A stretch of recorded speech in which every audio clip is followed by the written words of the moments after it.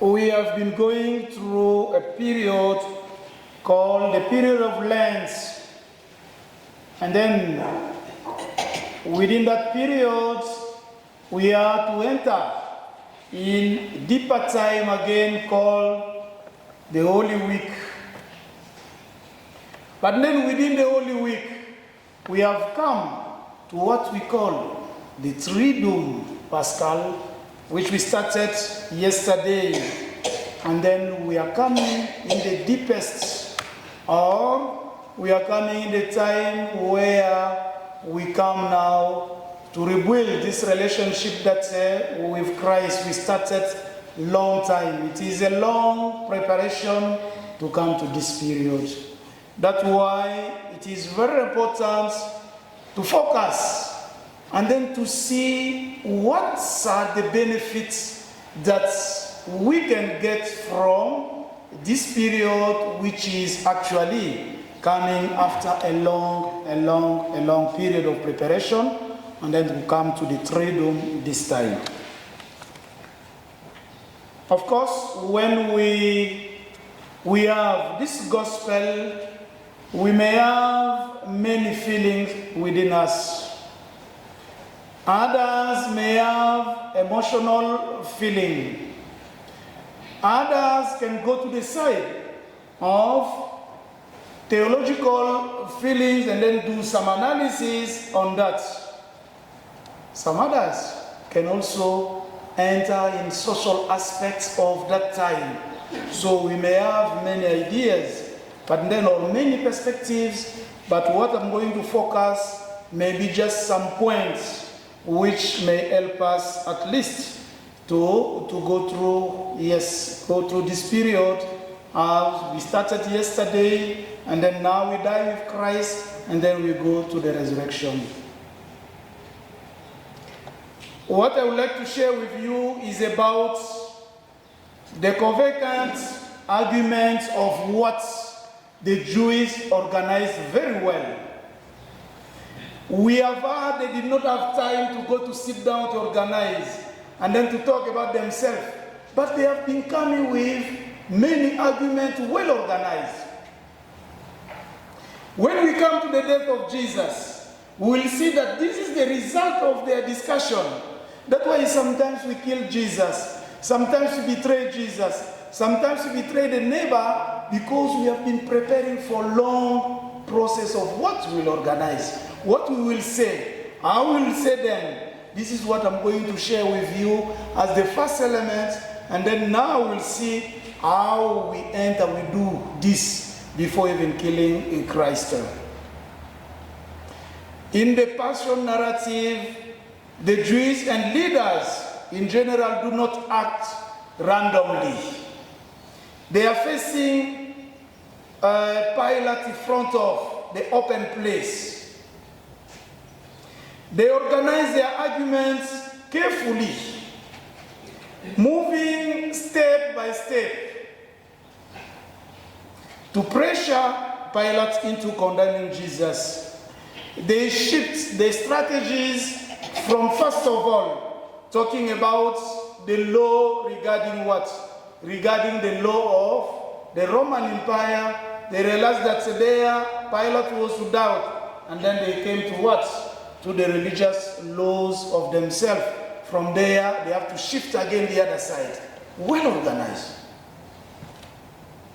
So, in this, we have some aspect like the very first one in this first point is that religious accusation, a vague but serious charge that they are giving to Jesus. They started with this one.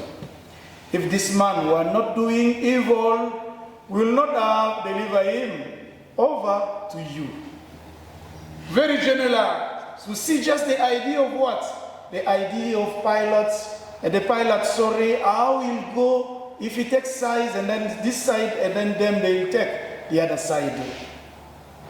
They do not specify a clear crime. They rely on collective judgment. They just come like a group of people who are coming to accuse a situation. Now, Pilate tell them, take him yourself and judge him by your own laws. Remember, Pilate is from Roman Empire, but he's put in the Judea, that corner, to rule the Jews.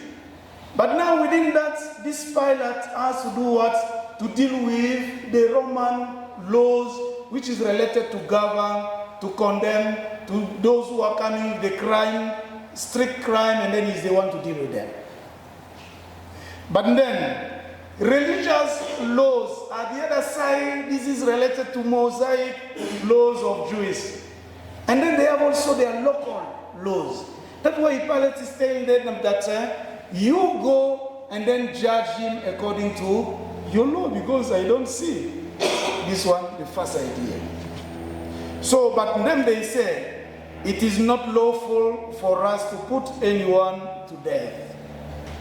So it is from there, they take again this idea of Pilate, and then bring the other side. They push Pilate into involvement because they want Jesus to die. Now coming to reinforce that law of the religious level. We have a law, of course, and according to that law, he ought to die because he has made himself the Son of God. So in any position, they are coming back with something that he has to die. And then, at this point, they add the political accusation. We found this man saying that he himself is Christ, a king. That time it was difficult with the Roman Empire. If you want to show yourself a king, and then they will kill you. This was a threat to the Roman authority. They come back to another one. Manipulation of public pressure. When Pilate proposes to release Jesus, the other side we have Barabbas, and then they say, not this man, we will accept Barabbas. The other pressure to Pilate. And then the very last one, it is the relational pressure. If you do this, if you release this man, you are not Caesar's friend. Everyone who makes himself a king opposes Caesar. So when we see this, they have been organizing this very good, because they take the side of Pilate and then they come their side. They take the card, oh, this was well with a long meeting, which is not written in this book, this Bible. So it means that to come to this death of Jesus, they organize something very strong with argument, the strongest one. That's why I would like to call upon you that this reveals a deeper truth. Evil is often not accidental. It can be structured.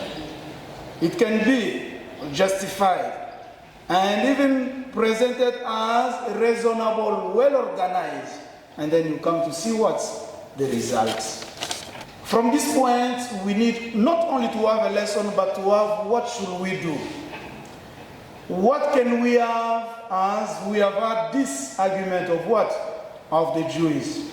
The very first one, be careful with the reasonable and the logical excuses when we are dealing with some situation where people insist. Especially when we hear, it is necessary, it is what? It is good, we have been doing this, it has been always like this. It is good to take your time and then to go to analyze.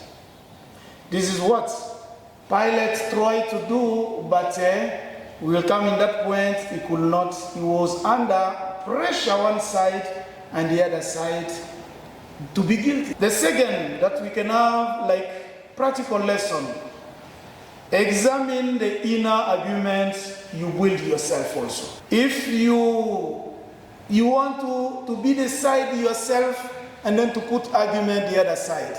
You want to separate yourself from your conscience and then you accuse something wrong. Coming to the second point, Pilate washed his hand but not his responsibility. This point, we are familiar with the point. But what I want to bring is not about the responsibility as such, it is about accountability. Responsibility is about duty, practical thing that we are to do, to give a result, to judge, and then to condemn. This is about responsibility.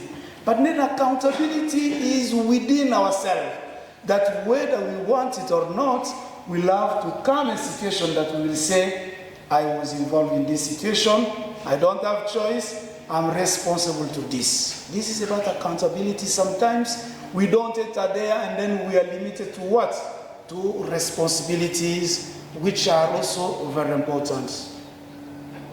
Pilots had the responsibility to deliver justice. He failed in that responsibility. This is what generally we talk about. He tried to avoid what? Accountability, but this one cannot be avoided. It is about the conscience that this will stay and then will continue to bring you and then to think about the action. So responsibility can be avoided in action, but yet, since he is the king, so it was difficult, they will come to accuse him, but accountability cannot be escaped with the truth. This is where we have to look at this side. When we go through corruption, we say that it is not a problem, but then we are accountable to some situation later. When you are doing something related that you are involved, but you say it's not my responsibility, sometimes accountability is involved. Abortion, and then we say that it is you came with your request. I'm the doctor, I will not enter in that. I wash my hands, but they don't wash the responsibility sometimes, but also not accountability.